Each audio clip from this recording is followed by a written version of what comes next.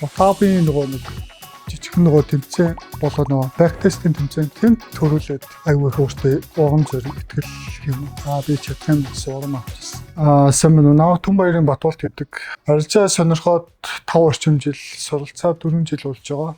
Эрэл дансаар арилжаад бол яг одоо 6 сар болж нэлээд төвчээртэй юм байна.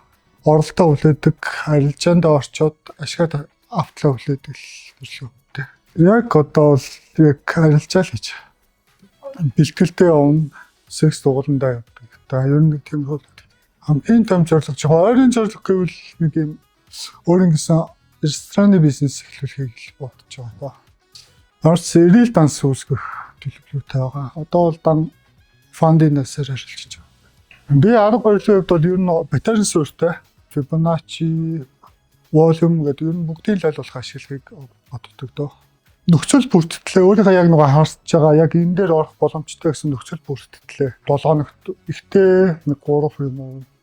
Нэгээс 3 удаа л харилцаанд ордог. Чөлөө цаг юм өөртөө зарцуулах, гэр бүлдээ зарцуулах зүйл цаг зав маш ихтэй болсон. Тэгээд яг нэг харилцаагаа 6 сар болж байгаа. Тэгээд тэрнээс өмнө болохоор нэг дээрээс анх суралцаж эхэлсэн гэх юм уу. Тэгээд ер нь яг арилжаа хийж эхлэхдээ жоохон бэлтгэлтэй орж ирсэн баг. Ер нь тэгээд нэг хэсэг арилжаагаа хайчдаг. Тэгээд ер нь амрах бэлтгэлийн илүү тархиан амрах тийм зүйл хийдэгтэй өөр зүйл бодох нэг хүмүүстэй уулзах. Анх арилжаа хийж байгаа хүмүүс зөвлөхөд бол маш сайн суралцсараа л гэж хэлмээр юм. Тэгээд дээрэс нь дансаа алдахгүй байхыг хамгийн түрүүнд сурах ёстой болов. Яг суралцаад анх олсон маш олон мэдхгүй зүйл гарч ирж байсан.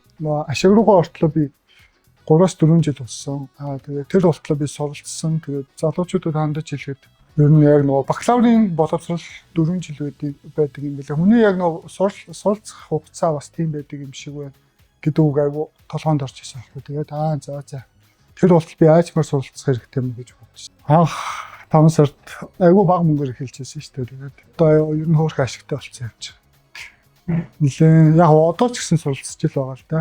Одоо бас сурах юм зөндөл. Эхний сар овоо хөөрхөн ашигтай байгаа. Тухайн үед тэгтээ нэг ашигтай эдэж story тэ нөө Facebook, YouTube-ийн нөө бичлэгүүд эдэж маш бага мөнгө $1,000 болоод.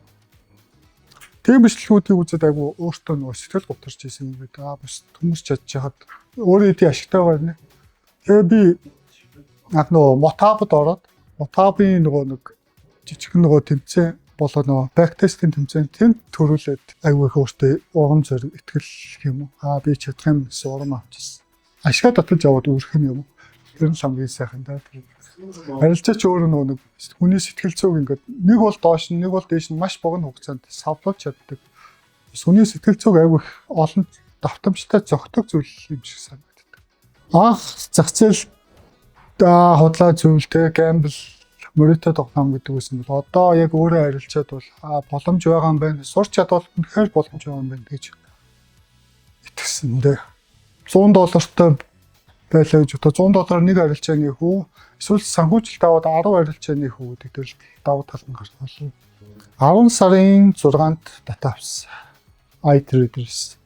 Нэг $960 орчим билүү? $2,000. Тэгээд яг өмнө нь болохоор миний нөгөө арга барил өөр байсан байхгүй ингээ нөгөө арилж байгаа нэгээд араас нь би зөөж явдаг.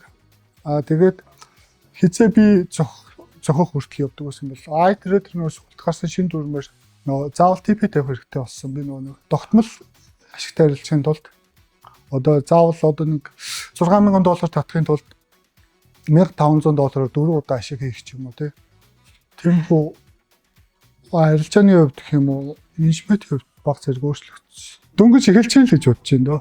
За тэгээ Монголынхаа нийт бүх арилжаагчтай амжилт хүсье да.